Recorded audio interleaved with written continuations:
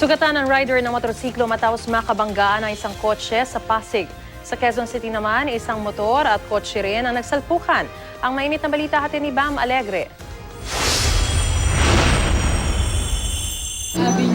Nayuping parang lata ang harapan ng kotseng ito nang pumailalim ang isang motorsiklo matapos magbanggaan mag-aalas 12 ng hating gabi sa panulukan ng Mindanao at Congressional Avenue.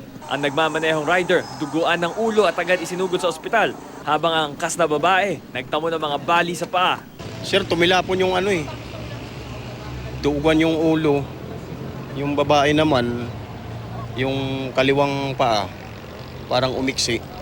Narito tayo sa southbound lane ng Mindanao Avenue at ang kotse nagmula rito at papunta roon sa North Avenue. Samantala, yung motorsiklo naroon sa kabilang lane at kumaliwa, gayong may karato lang nagsasabing no left turn.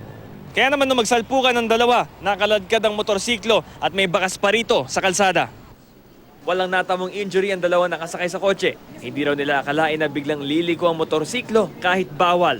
Nakatingin po ako, just medyo madilim po parang wala pa po siyang parang wala pa po siyang ilaw. Kasi pag may ilaw, mapapansin ko siya Salpukan din ng motorsiklo at kotse ang nangyari sa eastbound lane ng Marcos Highway, malapit sa LRT Santolan Station, pasado alas 10 kagabi. Agad isinugod sa ospital ang rider na si Oliver Malibiran, 41 years old. Ang nagmamaneho naman ng kotse, hindi raw napansin ang pagsulpot ng motorsiklo habang nasa U-turn slot sila pareho. Pa-U-turn ako, tapos siyempre nakatingin ako dun sa mga sasakyan pa ganon. Hindi ko napansin na may motor dito.